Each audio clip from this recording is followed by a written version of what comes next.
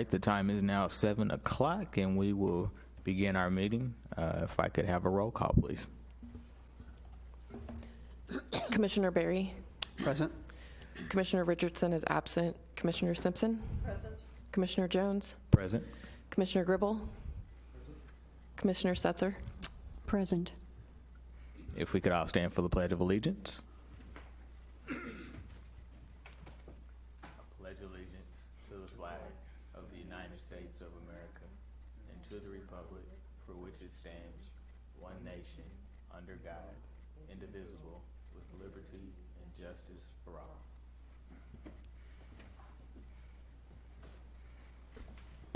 Okay, well, albeit we do not have anyone joining us today, I will assume that we have no public comments or presentations, so we will move right into committee updates. So, Mr. Berry, I will let you take it over and give us an update on the Public Art Committee. Thank you. The committee met last Thursday. It was relatively a quick meeting.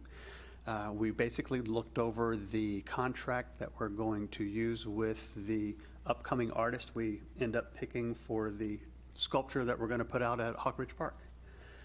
We liked what we saw, we approved it, and that was basically it. Pat, anything you want to add? Okay, that's it for the Public Art Committee meeting.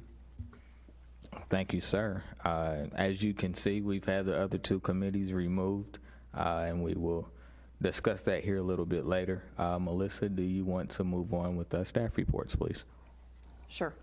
The budget update, what I have is that the budget as approved by the Arts Commission will be in front of the full City Council next week for its first approval. Any funds remaining after the close of the fiscal year will be returned to the general fund, which is less than $1,000. So that's all I have for staff reports. Thank you, ma'am. We will move on to the consent agenda, and I believe that the only thing we have is the meetings from last month. So do I have a motion to approve those minutes? So moved. And a second? Seconded. All in favor, please raise your right hand. Carries unanimous. Let's see here. Melissa, no, you're fine. Okay, so we have no unfinished business.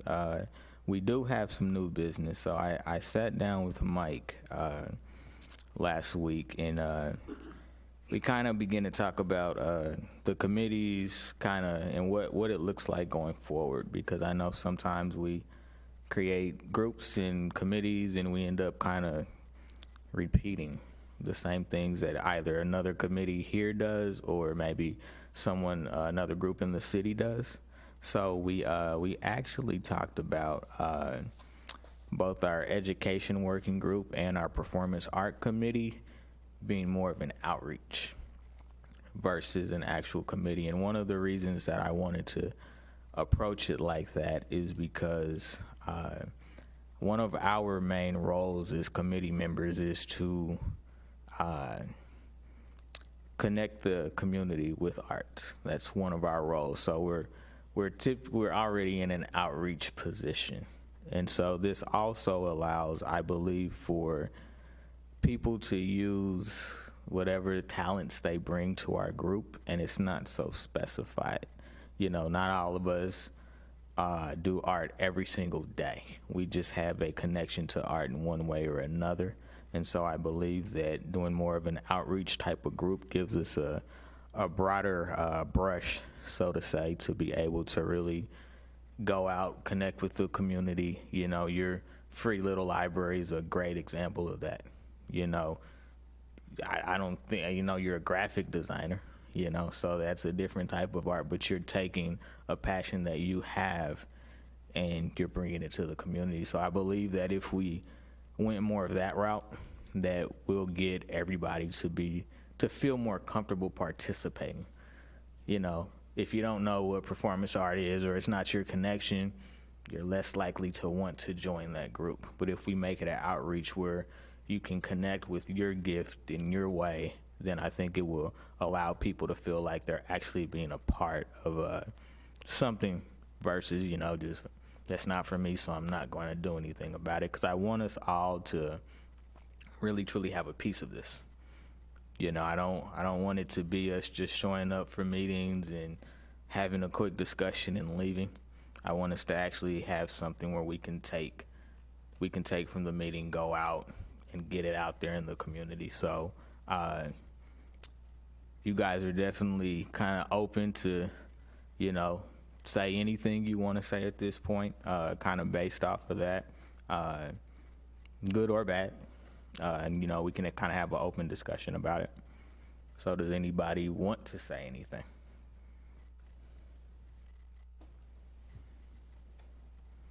Yes, ma'am. Would that combine, I'm sorry, can you please talk into the microphone? You can pull it down to your face. Yeah, turned on, okay. okay, pull it down. Thanks. Would that combine all?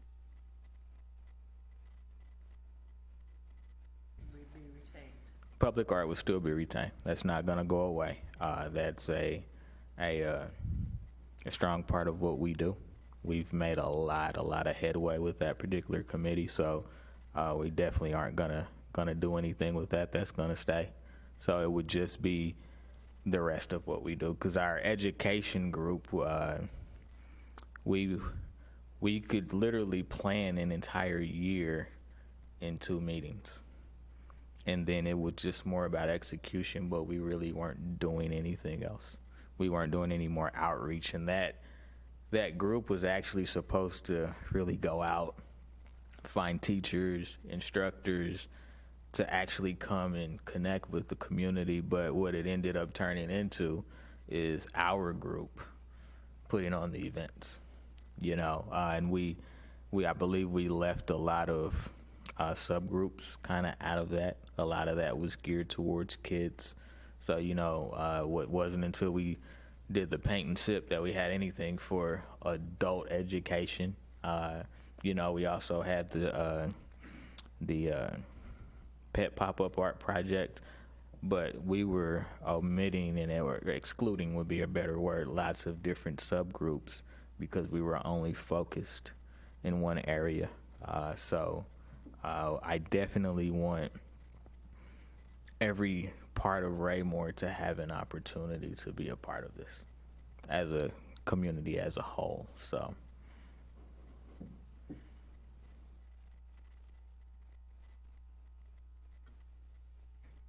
Any other comments?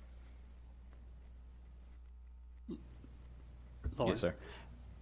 how do you guys, I know you and Mike met on this, how do you envision as far as like the size of this committee, or how big, how many people do you want on it?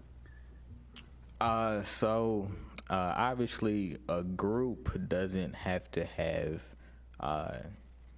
we don't have to have, I guess, open meetings like we do for your public art committee. It's just more of a group where we get together. We can also, with the group, it doesn't have to be commission members only. So we can actually elicit input from other people in the community. So that's kind of where that differentiates a little bit. And so I don't know how big the group can be, and it doesn't necessarily have to be large. I believe that, you know, if we want to, as a group, say, hey, we want to try to plan this, then we can actually go out in the community and find people that really fit that mold and could actually bring that, whatever that art is, you know. And so it gives us as a group an opportunity to get outside of the box too, as well. And, you know, we can work together to kind of foster all of this and then take it out to the community.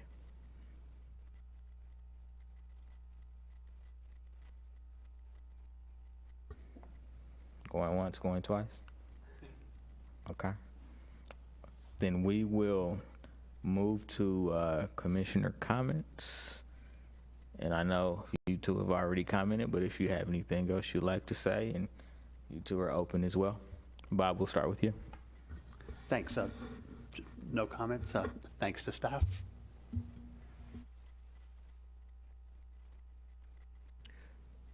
Would the decommissioning of those two committees and the creation of an informal outreach group require a vote? I don't know. That is a great question. Melissa, do you have an answer for that?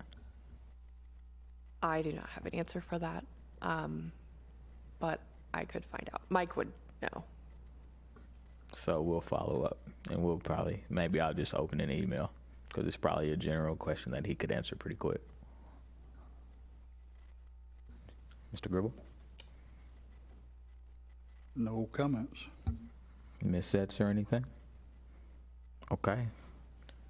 Well, that was a quick one. If nobody has anything else, could I have a motion to adjourn the meeting? I so move. And a second, please. Second? All in favor, please raise your hand. Meeting is adjourned. Thank you, guys.